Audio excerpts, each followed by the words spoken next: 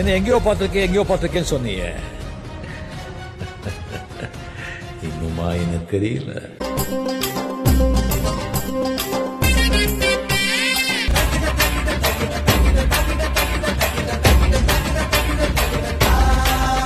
கத்தால கண்ணால குத்தாத நீ என்ன, இல்லாத இடுப்பால இடிக்காத நீ என்ன. பாட்டு பலமா இருக்கா? கண்டென்ட் பயங்கரமா இருக்கும். பிக் பாஸ் சீசன் 9 தமிழ்க்குள்ள 2 ஜோடிகள் காதல் கண்டென்ட் கொடுக்க ஆரம்பிச்சிட்டாங்க. அதுல ஒரு ஜோடி துஷார் மற்றும் ஆரோரா சின்க்ளேர், இன்னொரு ஜோடி ஆதிரை மற்றும் எஃப்ஜே. சரி, முதல்ல இந்த துஷார் மற்றும் ஆரோரா சின்க்ளேரை சும்மா பிரிச்சு வச்சிருவோம். உன்னை விட சின்ன பையன், கழுத்தை கடிக்கிற, கையை பிடிக்கிற, கட்டி பிடிக்கிற, இதெல்லாம் பண்ணி நீ என்ன பண்ண ட்ரை பண்ற? அவன் கூட ஒரு லவ் கண்டென்ட் அப்படின்னு ஒன்று கிரியேட் பண்ணி மக்கள்கிட்ட கொண்டு போய் அதை சேர்த்து 100 நாள் பிக் பாஸ் வீட்டுக்குள்ள இருக்கணும்னு நினைக்கிற. ஆக மொத்தத்தில் அதுக்கு உனக்கு ஒரு சின்ன பையன் தான் கிடைச்சானா அப்படிங்கிறது தான் நம்ம வைக்கக்கூடிய அடிப்படையான கேள்வி. ஏன் ப்ரோ சின்ன பையனை வயதில் மூத்த பெண்கள் லவ் பண்ணக்கூடாதா? அவங்க மேலே ஆசைப்படக்கூடாதா? 2 பேரும் சேர்ந்து ஒரு ரிலேஷன்ஷிப்பில் இருக்க முடியாதா அப்படின்னு நினைக்கிறவங்களுக்கு இந்த வீடியோவுடைய முடிவில் நான் பதில் கொடுக்குறேன். அடுத்ததாக இந்த ஆதிரை மற்றும் நம்மளுடைய தலைவன் எஃப்ஜே அவர்கள், இந்த ஆதிரை அவங்களுடைய ரோல் மாடலாக யாரை எடுத்துக்கிட்டாங்கன்னு கேட்டிங்கன்னா பூர்ணிமா அவர்களை. பூர்ணிமா அவர்கள் 16 லட்சம் ரூபாய் பொட்டியை தூக்கிட்டு வந்தப்ப பூர்ணிமாவிற்கு மாலை போட்டு மிகப்பெரிய மரியாதைகள் செய்து வரவேற்ற நபர் யாருன்னு கேட்டிங்கன்னா ஆதிரை அவர்கள். பூர்ணிமாவுடைய நெருங்கிய தோழியான அவர்கள் அவங்க சீசன் 7ல் விளையாண்ட கேமை பார்த்து மிகப்பெரிய அளவில் இன்ஃப்ளூயன்ஸ் ஆகிருக்கிறாங்க. அது அப்பட்டமாக தெரியுது. ஏன்னா பூர்ணிமா ஒரு மிகப்பெரிய கேவலமான ஒரு ஆட்டிடியூடை கேரி பண்ணுவாங்க. தான் பெரிய புடுங்கி அப்படின்னு நினைக்கக்கூடிய ஒரு நபர். இளைஞர்களுக்கு மத்தியில் மிகப்பெரிய ஆபாச புரட்சியை ஏற்படுத்திய நபர் பூர்ணிமா. 18+ ஜோக்கு நான் போடுவேன் அப்படின்னு பேசுனதுல தொடங்கி உள்ளாடைய தூக்கி ஒரு ஆணுக்கு முன்னாடி காட்டினதுல இருந்து அவங்க பண்ணாத சேஷ்டைகளே கிடையாது. அதை பார்த்து இன்ஃப்ளூயன்ஸ் ஆன ஆதிரை எப்படி சீசன் 7ல் பூர்ணிமான்றவங்க காஜி நிக்சன் அப்படின்ற ஒருத்தனோட சேர்ந்து வெண்ணிலவே வெண்ணிலவே விண்ணை தாண்டி வருவாயா அப்படின்னு கண்டென்ட் பண்ணாங்களோ, அந்த காஜி நிக்சன் அப்படின்றவன் ஆரம்பத்தில் இந்த பூர்ணிமா அப்படிங்கிற நபரை அக்கான்னு சொல்லி கூப்பிட்டுட்டு இருந்தான். ஒரு கட்டத்துக்கு மேலே ஒரு 50 நாளுக்கு மேலே 2 பேரும் சேர்ந்து டான்ஸ் பெர்ஃபார்மன்ஸ் பண்ணுறது, ஒருத்தர் மடியில் ஒருத்தர் படுத்துக்கிறது, கட்டி பிடிச்சிக்கிறது, இது மாதிரியான சேஷ்டைகள்லாம் பண்ண ஆரம்பிச்சாங்க. அதாவது 50 நாளுக்கு அப்புறம் நடந்துச்சுரா. ஆனால் நீங்கள் சீசன் தொடங்கி ஒரு வாரம் கூட ஆகலை, அதுக்குள்ளே என்னடா இந்த அளவுக்கு எக்ஸ்ட்ரீமாக போய்கிட்டு இருக்கீங்க, இப்பயே இந்த அளவுக்கு போறீங்கன்னா 50 நாள்லாம் கற்பனை கூட பண்ணி பார்க்க முடியலையே நம்மளால, இந்த ஷோவை கன்றாவியாக பார்க்க முடியுமா அவங்க பண்ணுற கருமத்தெல்லாம் அப்படிங்கிற கேள்வி பிக் பாஸ் ஆடியன்ஸுக்கு எழுந்திருக்கு. இதில் பிக் பாஸ் ஆடியன்ஸ் உற்று கவனிக்க வேண்டிய விஷயம் என்ன அப்படின்னா, பிக் பாஸ் சீசன் 7க்கும் பிக் பாஸ் சீசன் 9க்கும் மிகப்பெரிய அளவில் ஒற்றுமை இருக்கு.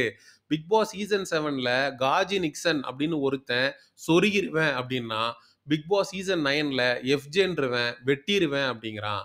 காஜி நிக்சன் பூர்ணிமாவோட சேர்ந்து ஒரு மாதிரியான கண்டென்ட்டை பண்ணா, எஃப்ஜே அப்படின்றவன் ஆதிரியோட சேர்ந்து ஒரு மாதிரியான கண்டென்ட்டை பண்றான்.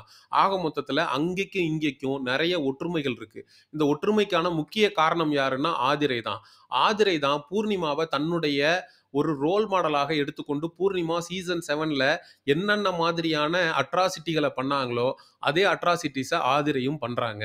குறிப்பாக மேக்கர்ஸுக்கு எகெயின்ஸ்டாக கருத்துக்களை பதிவு பண்றது, ஹோஸ்ட்டுக்கு மரியாதை கொடுக்காம இருக்கிறது, தன்னை விட சின்ன பையனா இருக்கக்கூடிய நபர்களோட சேர்ந்து ஒரு மாதிரியான கண்டென்ட்டுகளை பண்றது அப்படின்னு ஆதிரையும் பூர்ணிமாவை பார்த்து புலியை பார்த்து பூனை சோடு போட்டுக்கிட்ட கதையா இந்த இடத்துல புலின்னு நான் பூர்ணிமாவை சொல்லல.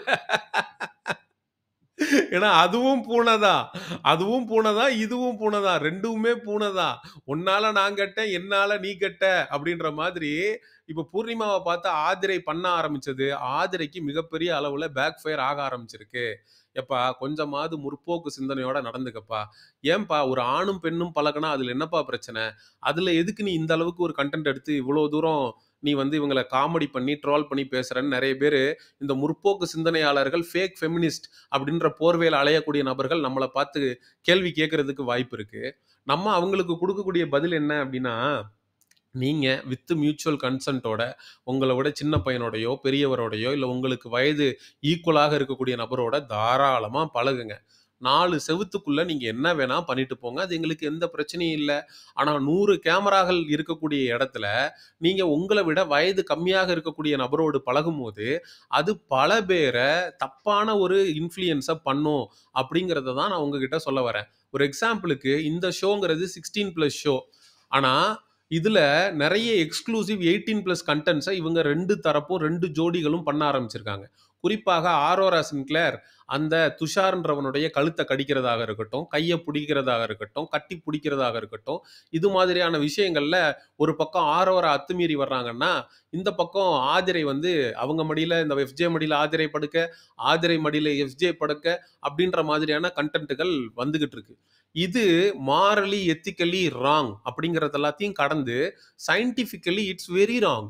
நெறைய ஆய்வு முடிவுகள் நம்மள விட வயது கம்மியாக இருக்கக்கூடிய பசங்கள பெண்கள் கல்யாணம் பண்ணிக்கிறாங்க அப்படின்னா, நெறைய பிரச்சனைகள ஃபேஸ் பண்றாங்க அப்படிங்கிறத ஆய்வு முடிவுகள் சொல்லுது. ஒரு பையனுக்கும், பொண்ணுக்கும் 6 வயதாவது வித்தியாசம் இருக்கணும். வயது வித்தியாசம் இருந்தா தான் அந்த வாழ்க்கை நல்லா இருக்கும் அப்படிங்கிறத ஆய்வு முடிவுகள் சொல்லுது. இத நம்ம சொல்லல. மாரலி, எத்திக்கலியும் தப்பு தான். சயின்டிஃபிக்கலியும் இவங்க பண்றது தப்பு தான். அப்போ இப்படி ஒரு விஷயம் நடக்குது அப்படிங்கிறப்ப, அத மக்களுக்கு எடுத்து சொல்ல வேண்டிய கட்டாயத்துல நம்ம இருக்கோம். மக்களாகிய நீங்கள் இப்படி ஒரு கன்டென்ட் பிக் பாஸ்குள்ள நடக்குதுன்றப்ப நீங்க காரி துப்ப ஆரம்பிச்சிருப்பீங்க. நீங்க காரி துப்புறதுக்கு தான் கமெண்ட் செக்ஷன் அப்படிங்கிறது காலியாக இருக்கு. ஆக மொத்தத்துல ஆதிரை பூர்ணிமாவ பார்த்து நம்ம ஒரு விஷயத்த பண்ணணும் அப்படின்னு அவங்க நெனச்ச எடுத்த முடிவு மிகப்பெரிய அளவுல அவங்களுக்கே பேக் ஃபயர் ஆயிட்டு இருக்கு அப்படிங்கிறது தான் மறுக்க முடியாத உண்மை.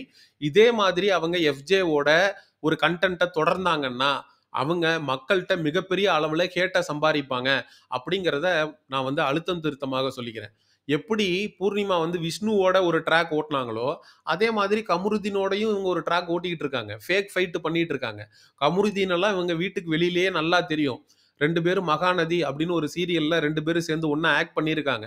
பிக் பாஸ்குள்ள போறோம்ன்னு சொன்னது 2 பேரும் பிளான் பண்ணி திட்டம் போட்டு ஒரு ஃபேக் ஃபைட் எல்லாம் பண்ணி மக்கள முட்டாள் ஆக்கிக்கிட்டு இருக்காங்க. இப்பயும் நம்ம ஒரு விஷயத்த தெளிவா சொல்றோம்.